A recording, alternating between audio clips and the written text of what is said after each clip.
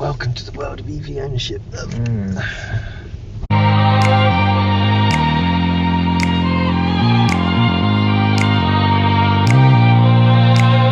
So in this video we're going to be talking about how I had a little bit of a charging disaster when I chose to use my electric car to go to Woking recently.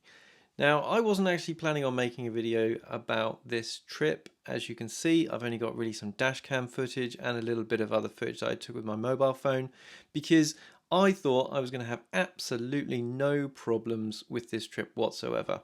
We were going to take the MG down to Woking. Now, the MG has a range of about 270 miles in summer and something else in winter, so I thought it'd be a really good idea to see what the range of the MG would be like in the colder weather, and also for the first time test out some of the Tesla public chargers which have been opened up for anyone to be able to use. And it didn't go well. Here's the route that we were taking. We were leaving Martlesham about 8 o'clock in the evening, taking a leisurely drive down to Woking. Now, this trip would be about 129 miles, well within the range of the MG. Now, obviously we don't know at this stage how many miles it will do in winter, but as we left Martlesham, it was predicting 189 miles of range, so plenty to do the 129 mile trip and get us a little bit of the way back too.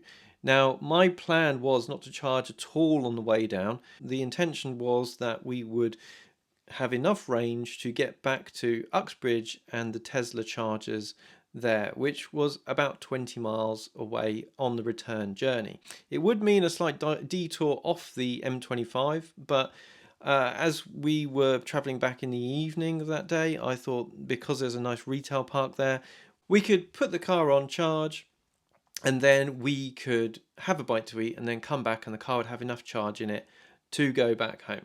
So we set off with 189 miles on the GOM, which is a lot less than the promised advertised range of the car in summer, clearly. Electric vehicles are hampered by the weather, the cold weather. It affects their batteries, it affects how much energy you can get out of those batteries, and therefore I was expecting a big drop. I was also expecting a big drop because in the MG it doesn't have a heat pump. One of the reasons why this car is so cheap is they have taken certain technical features out of the car, and some of that is to do with the way that the cabin in the vehicle is heated.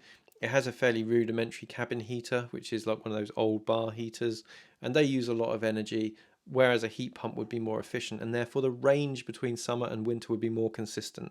So this was a known thing with the MG, but for the money, I figured actually for the money this would be a sacrifice worth making.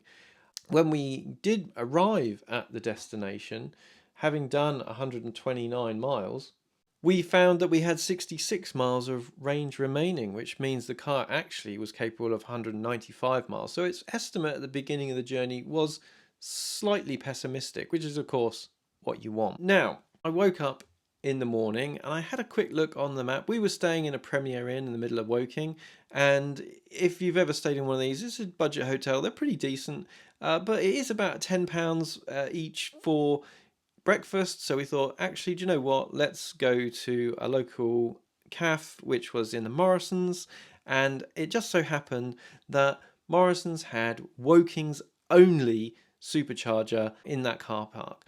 Now when we pulled up there, we found that there was 2 bays, and one was a CCS bay and one was a CHAdeMO bay, and we thought, great, we can charge here and we can have a half an hour on the charger whilst we go and eat some breakfast.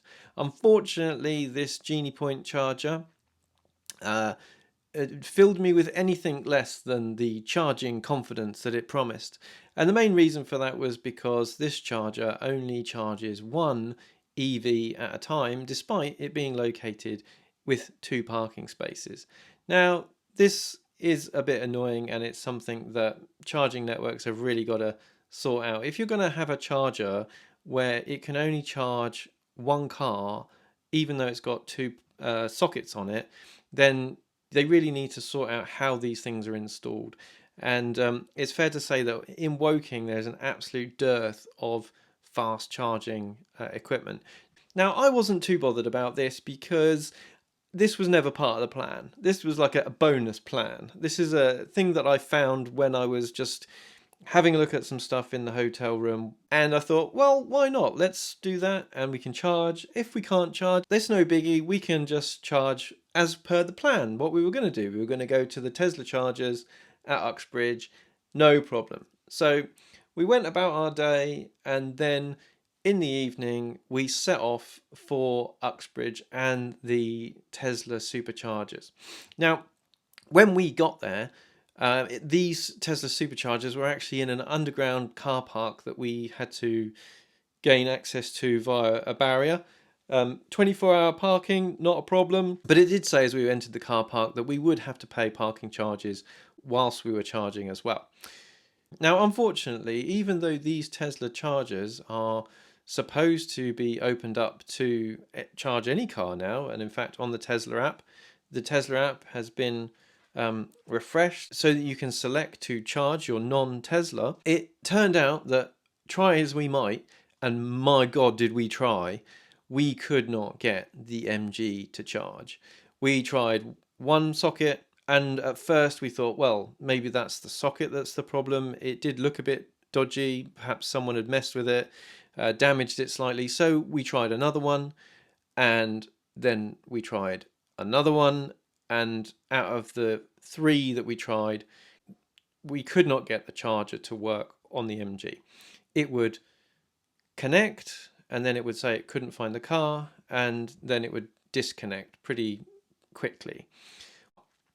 We also then looked at where the next charger was, which was not too far away. It was a couple of miles away at a Lidl, which have got some decent rapid chargers. So we headed over to Lidl to see if we could get a charge there. Now, unfortunately, this is where the popularity of electric cars bit us, because when we arrived at the Lidl car park, it was another single charger, and it had 2 ports, CHAdeMO and CCS, but the CCS port was being used by a Jaguar I-Pace, and it was on about 50% charge. So we looked at the Zap map in the Lidl car park, and we found that a few miles up the road, about 4 miles up the road, was a Shell garage which had some chargers. So we headed off over to there, and we finally managed to get a charge. Again, I managed to help somebody else out who was struggling to charge their vehicle. This set of chargers really saved the day here for us. It was a really nice forecourt, and the chargers charged between 65 and 70 kilowatts of speed, which is pretty good. However, because this is a forecourt of a garage, there wasn't really anything in the way of a meal that we could get apart from a few snacks. So we did have to sit there for half an hour whilst the car got enough charge in it for us to make our way home. Half an hour or so later, we pulled out of the forecourt and headed home. And that was our charging for the whole journey. We didn't need to charge anymore. The MG performed fantastically, apart from not being able to charge at the Tesla chargers. I've got no idea whether that is because these Tesla chargers, although they are apparently open to public use, are actually not working properly for other Teslas. Although it could be a problem with the MG and the compatibility of the Tesla chargers. It really is a pain to not be able to rely on public chargers. The main thing that worries me when I'm charging on the public infrastructure is going to a single charging point, knowing that that location only has one charger, and actually finding the charger broken or in use. In this instance, I was so confident that these Tesla chargers were going to work because there was 10 chargers there, all able to charge the car according to all the knowledge that I had. Now, since I got back, I did post some messages on Twitter, and other users have had success at other Tesla locations with MG cars, and they've had also problems at that specific location in Uxbridge. So it may be that there's a problem with that facility. Maybe they have not actually configured it properly. So let me know in the comments below whether you've had any issues with charging your EV at Tesla charge points when they have been opened up for charging other cars other than Tesla.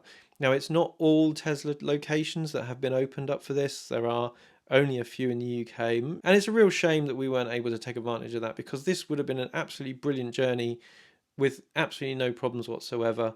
But unfortunately, the charging infrastructure has let us down. So not an ideal trip there for me. It took a little bit longer to get home than we would have otherwise liked, with a little bit of a stressing around trying to find some chargers. But one of the things that we did happen across as part of this was this absolutely insane piece of engineering going on outside Denham, where HS2 is currently building the biggest viaduct in the UK using this colossal piece of equipment which looks like something out of a sci-fi movie. And I tell you, when you're not expecting to come across it, it really is quite something. So that's it for this video. I'm not going to say that charging an electric car in the UK in public charging infrastructure is the greatest excitement and fun right now. Hope you've enjoyed watching it. Don't forget to like, share and subscribe and all that jazz. And if you've had experiences like I have, or worse or better, then please leave them in the comments below, and we'll see you in the next one.